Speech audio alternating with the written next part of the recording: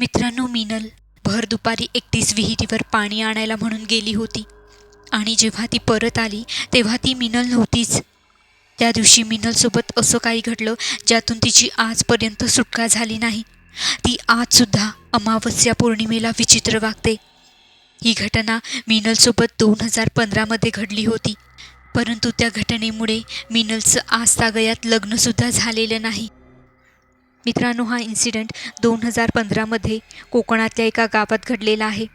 गावाचं नाव गुपितच राहील त्यासाठी क्षमस्व. तर मिनलचा जो परिवार होता त्यात तिचे आई पप्पा आणि तिची बहीण साक्षी असा होता. उन्हाळ्याचे दिवस चालू होते. गावात उन्हाळ्यात पाण्याचा प्रॉब्लेम असतोच, त्यामुळे गावातले लोक विहिरीवर वगैरे पाणी आणायला, कपडे धुवायला जायचे. तर असंच एकदा मिनल विहिरीवर पाणी भरायला गेली होती. दुपारची वेळ होती, तेव्हा तिच्यासोबत कोणीच नव्हतं. ती एकटीच विहिरीवर पाणी भरायला म्हणून गेली होती. पाणी विहिरीतून काढता काढता तिला काय झालं माहीत नाही, पण तिचं अंग जड झाल्यासारखं तिला वाटलं. तिने हंडा कळशी पाण्याने कसा तरी भरला आणि तशीच ती घरी आली. मिनल जेव्हा घरी आली तेव्हा तिचं वागणं नॉर्मलच होतं. दुपारी मिनल जेवण वगैरे करून झोपली. संध्याकाळी मिनल उठली, पण ती आडवीच पडली होती आणि तशीच ती एक टक लावून एकाच ठिकाणी बघत होती, अगदी तंद्री लागल्यासारखी. मिनलच्या आईने तिला 3-4 वेळा आवाज दिला, पण तिचा काहीच आवाज नाही आला. तिच्या आईला वाटलं की ती झोपली असेल. साक्षी तेव्हा नुकतीच कॉलेजमधून आली होती. मिनलला झोपलेलं पाहून तिला जरा विचित्रच वाटलं, कारण मिनल ती येईपर्यंत कधीच तिला झोपलेली दिसली नव्हती. साक्षीला मस्ती करायची सवय होती. ती मस्ती करत करत मिनलला उठवायला लागली. जसं साक्षीने तिला हात लावला तसं मिनलने साक्षीचा हात जोरात झटकून दिला आणि मिनल दुसऱ्या कुशीवर होऊन तशीच झोपली. पुन्हा साक्षीने तिला उठवायचा प्रयत्न केला, पण ती उठली नाही. तेव्हा साक्षीला वाटलं की तिला आई काही बोलली असेल म्हणून रागवली असेल. आता संध्याकाळचे 7 वाजले होते. मिनलची आई देवपूजा करत होती. इकडे मिनलची आई घंटानाद आणि देवाचं नाव घेत होती, तसं तिकडे मिनल ताडकन जागेवर उठून बसली आणि काहीतरी बडबड करायला लागली. तोंडातल्या तोंडात काहीतरी पुटपुटायला लागली, पण कोणी तिच्याकडे फारसं लक्ष दिलं नाही. मिनलच्या आईने तिला नाश्ता करायला सांगितला. तिने नाश्ता वगैरे केला आणि पडवीमध्ये जाऊन बसली. थोड्या वेळाने साक्षी पडवीमध्ये मिनलसोबत बोलायला म्हणून आली आणि बघते तर मिनल पडवीमध्ये नव्हती. म्हणून तिने आईला विचारलं की आई, मिनल कुठे? साक्षीला वाटलं की आईने मिनलला दुकानात वगैरे पाठवलं असेल, पण आई म्हणाली की नाही, मी तिला कुठेच नाही पाठवलंय, बाहेरच असेल बघ. साक्षी पुन्हा बाहेर आली. अंगणात येऊन तिने इकडे तिकडे पाहिलं, पण मिनल तिला कुठेच दिसली नाही. आजूबाजूच्या घरात सुद्धा विचारलं, पण तिथे सुद्धा मिनल नव्हती. तिने लगेच आईला सांगितलं. तसं त्या दोघी बाहेर आल्या. रात्रीचे 8 वाजले होते. तितक्यात मिनलचे पप्पा आले. त्या दोघींच्या चेहऱ्यावरचे हावभाव पाहून तिच्या पप्पांनी विचारलं की काय झाले, दोघी अशा का दिसतायत, कोणाला शोधताय? तेव्हा साक्षी पप्पांना म्हणाली की मिनल घरी नाही आहे. आम्ही सगळीकडे शोधलं, पण मिनल कुठेच नाही आहे. आता इकडे मिनल घरी नाही ही गोष्ट हळूहळू गावात पसरली. तशी गावातली लोक मिनलच्या घरी आली आणि विचारपूस करू लागली. तेव्हा गावातले लोक म्हणाले की आपण शोधूया मिनलला, बघू इकडे तिकडे कुठे असेल तर. इकडे गावातले लोक मिनलला शोधायला गेले. काही लोक रस्त्याच्या दिशेने गेले, तर काही लोक शेतातल्या वाटेने गेले. शेतातल्या वाटेने चालता चालता त्यांना तिकडे मिनल दिसली. मिनल त्या विहिरीजवळ एकटीच उभी होती आणि विहिरीत बघत होती. गावातल्यांनी बघितलं आणि लगेच तिच्याजवळ गेले आणि तिला खेचून बाजूला केलं आणि तिला ओरडले की एवढ्या रात्री विहिरीजवळ काय करतेस? घरी चल, घरचे शोधत आहेत तुला. मिनलला तिकडून घरी आणण्यात आलं. मिनलच्या आईने विचारलं की तू विहिरीजवळ का गेलीस, ते पण एवढ्या रात्री? त्यावर मिनल म्हणाली, मला माहीत नाही मी विहिरीजवळ कशी गेली. मिनलचं असं एकटीच उठून एवढ्या रात्री विहिरीजवळ जाणं गावातल्यांना आणि तिच्या घरच्यांना जरा विचित्रच वाटलं, कारण कोण कशाला जाईल एवढ्या रात्री विहिरीजवळ. त्यानंतर सगळे आपापल्या घरी निघून गेले. मिनलसुद्धा आतल्या रूममध्ये गेली. साक्षी मिनलला जेवायला म्हणून बोलवायला गेली, तर इथे मिनल कोणासोबत तरी खिडकीबाहेर हसत हसत गप्पा मारत होती. मिनल कोणासोबत गप्पा मारते ते पाहण्यासाठी साक्षीने दबक्या पावलांनी हळूच जाऊन तिच्या मागून खिडकीबाहेर पाहिलं, तर बाहेर कोणीच नव्हतं. ते पाहून साक्षीच्या काळजाचं पाणी झालं. साक्षी घाबरली आणि तशीच पळत पळत आईकडे गेली आणि दम टाकत टाकत तिने आईला सांगितलं की आई, ताई खिडकीबाहेर कोणासोबत तरी बोलत होती, पण बाहेर कोणीच नव्हतं. म्हणून त्या दोघी तिच्या खोलीत गेल्या आणि बघतात तर मिनल तिचं कपाट लावत होती. ते पाहून साक्षीला धक्काच बसला. मिनलच्या आईने तिला विचारलं, कोणासोबत बोलत होतीस? मिनल म्हणाली, कोणासोबत नाही, मी तर माझं कपाट लावते, हे बघ. त्यानंतर साक्षी आणि तिची आई दोघी त्या रूममधून बाहेर आल्या. आता रात्रीची जेवणाची वेळ झाली म्हणून सगळे जेवायला बसले होते. आईने सगळ्यांना जेवायला वाढलं तसं मिनल आईला म्हणाली, आई, तिलासुद्धा जेवायला वाढ, तिला पण भूक लागली आहे.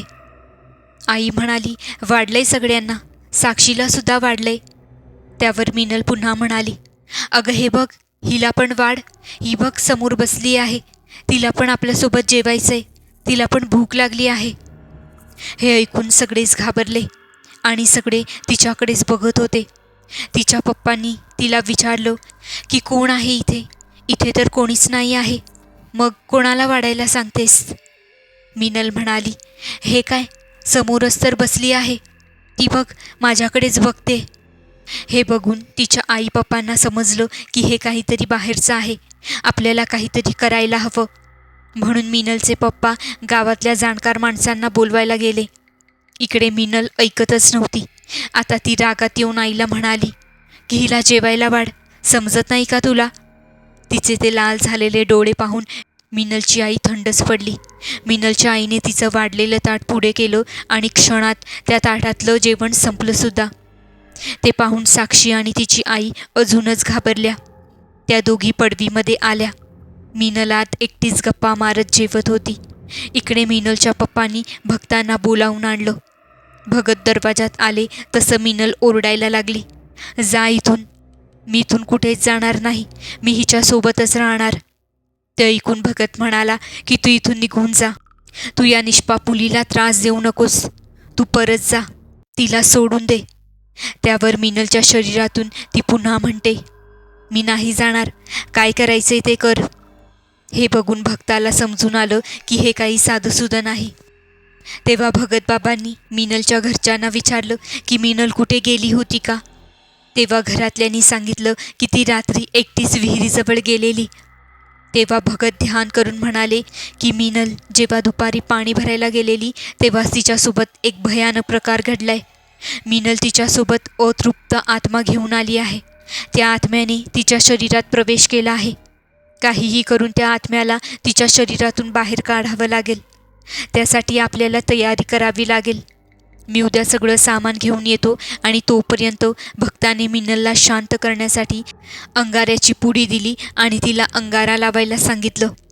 गुरुजी तिकडून निघून गेले आणि काही गावकरी आलेले ते सुद्धा आपापल्या घरी गेले.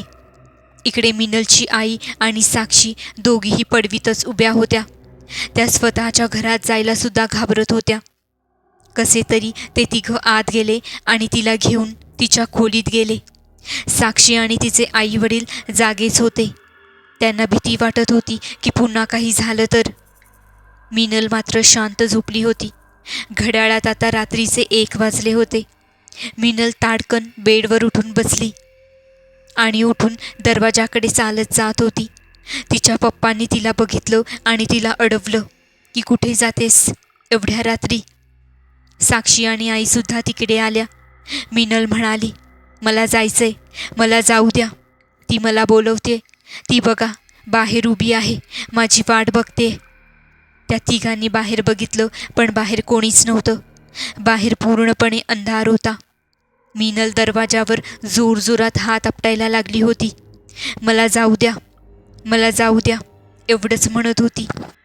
मिनलचे पप्पा तिला जोरात ओरडले, बाहेर कोणीच नाही आहे, कोणीही बोलवत नाही आहे तुला. त्यावर मिनल म्हणते, मला जायचंय, मला विहिरीवर जायचंय, बघा तिचा आवाज येतोय मला, ती बोलवते. तितक्यात मिनलची आई लगेच आत जाऊन गुरुजींनी दिलेली पुडी खोलते आणि त्यातला अंगारा तिच्या कपाळावर लावते. तशी ती पुन्हा शांत होते. मिनल पूर्णपणे अशक्त झाली होती. तिच्यात काहीच ताकद उरली नव्हती. तिच्या आई पप्पांनी तिला पकडून बेडवर झोपवलं. आता रात्रीचे 3 वाजले होते. मिनल पुन्हा ताडकन बेडवर उठून बसली आणि पुन्हा दरवाजाकडे जात होती आणि पुन्हा विहिरीजवळ जायचा हट्ट करत होती. साक्षी सांगत होती की तिला बाहेरून खरंच कोणीतरी बोलवत होतं, कारण सारखी सारखी ती बाहेर बघत होती. थांब मी येते, थांब मी येते असं म्हणत होती. यावेळी मिनल खूप जोरजोरात ओरडायला लागली, किंचाळायला लागली. किंचाळता किंचाळता ती जोरजोरात रडायला लागली. मिनल दरवाजावर जोरजोरात हातपाय आपटत होती आणि विचित्र आवाजात मला जाऊ द्या, मला जाऊ द्या असं ओरडत होती. ती तोंडातल्या तोंडात काहीतरी पुटपुटत होती. आता मिनल जोरजोरात हसायला लागली. ते पाहून घरातले सगळेच घाबरले. मिनलला आता कसं आवरायचं ते त्यांना समजेनासं झालं. सकाळचे 5 वाजले होते तरी तेच चालू होतं. तिच्या आवाजाने आजूबाजूची माणसंसुद्धा जमा झाली होती. ती ओरडतच होती, मला जाऊ द्या, सोडा मला. तितक्यात गुरुजी आले. गुरुजींना समजलं होतं की मिनल ऐकण्याच्या पलीकडे गेली आहे. गुरुजी सर्व सामान घेऊन घरी आले. गुरुजींनी पूर्ण घरात, खास करून तिच्या रूममध्ये आणि सर्वत्र गंगाजल शिंपडलं आणि होम पेटवून पूजा चालू करणार होते, पण कसं काय माहीत नाही, होम पेटता पेटत नव्हता. ते पाहून मिनल हसायला लागली आणि ती म्हणाली, तू मला इकडून बाहेर काढू शकत नाही, आणि हसायला लागली. इकडे गुरुजींनी मंत्रोच्चार सुरू केले. मंत्रोच्चार चालू ठेवतच गुरुजींनी होम पेटवला आणि नशिबाने तो पेटलासुद्धा. मिनलच्या आईने आणि बहिणीने मिनलला कसं तरी धरून होम समोर बसवलं होतं. पेटलेला होम बघून मिनल तरबितर झाली. ती ओरडायला लागली, मी नाही जाणार, मी नाही जाणार इथून, मी हिला घेऊन जाणार. गुरुजींचे मंत्रोच्चार चालूच होते. मिनल अजून जोरजोरात ओरडायला लागली. ती पायाने सगळं उडवून लावत होती. गुरुजी म्हणाले, तिला सोडून दे, तिचं शरीर सोडायचं काय घेशील, सोडून दे तिचं शरीर. त्यावर ती फक्त गुरुजींकडे बघत होती. ती काहीच म्हणत नव्हती. गुरुजी पुन्हा ओरडून म्हणाले, सोडून दे तिचं शरीर, नाहीतर मी तुला कैद करून ठेवेन, मग तू कधीच मुक्त होणार नाही. जर तू हिचं शरीर सोडलं नाहीस तर मी तुला कैद करून ठेवल्याशिवाय राहणार नाही. हे ऐकून ती आत्मा घाबरली आणि म्हणाली, मी सांगते ना, मी सोडेन हिला, मी हिचं शरीर सोडेन, पण मला शृंगाराचं सामान द्या. हिरवी साडी, हळद कुंकू, हिरव्या बांगड्या आणि मला गोड खायला द्या. हे सगळं त्याच विहिरीच्या बाजूला आणून ठेवून द्या. मी निघून जाईन तिच्या शरीरातून. गुरुजी तिला पुन्हा विचारतात, नक्की जाशील ना, तिला पुन्हा त्रास तर देणार नाहीस ना. तशी ती आत्मा हसते आणि म्हणते, नाही देणार त्रास. आणि तेव्हा मिनलचं अंग थोडं हलकं होतं. गुरुजी म्हणतात, मी आता पुन्हा पूजा करणार आहे, त्यासाठी 2 तास लागतील. त्यानंतर तिला जे हवंय ते सगळं सामान घेऊन विहिरीजवळ जाऊन ठेवून यायचं आणि तेच सामान नदीमध्ये वाहून यायचं. इथे गुरुजी पूजा चालू करतात. पूजा चालू असताना मध्येच मिनलचं अंग पुन्हा जड होतं आणि 2-1 मिनिटांनी पुन्हा नॉर्मल होतं. पूजा झाल्यानंतर मिनलचे पप्पा 2-3 लोकांना सोबत घेऊन ते सगळं सामान घेऊन विहिरीजवळ गेले आणि तिथून परत आले. परत आल्यावर मिनलचे पप्पा पाहतात तर मिनल त्यांना आता आधीपेक्षा बरी वाटत होती. मिनलच्या शरीरातून ती आत्मा निघून गेली होती. दुसऱ्या दिवशी तिचे पप्पा तेच सामान घेऊन नदीवर सोडून आले. मिनल बरी होते, पण साक्षीचं असं म्हणणं आहे की ती बरी आहे, पण मला ती पूर्णपणे बरी वाटत नाही. आजसुद्धा अमावस्या पौर्णिमेच्या दिवशी ती विचित्र वागते. मला तिच्यासोबत एकटं राहायला आजसुद्धा भीती वाटते. मला तिची ही अवस्था बघवत नाही. मित्रांनो, मिनलचं वय आज 30 वर्ष आहे, पण तिच्या या विचित्र वागण्याने ती आज अविवाहित आहे. या ज्या अदृश्य शक्ती असतात ना, त्या एकदा का एखाद्या व्यक्तीला भेटल्या का त्या जात नाहीत. खूप कमी लोकांसोबत असं होतं की अशा शरीरात प्रवेश केलेल्या आत्मा पूर्णपणे निघून जातात. पण काही आत्मा अशा असतात ज्या अधूनमधून त्यांची झलक, त्यांचं अस्तित्व दाखवत असतात.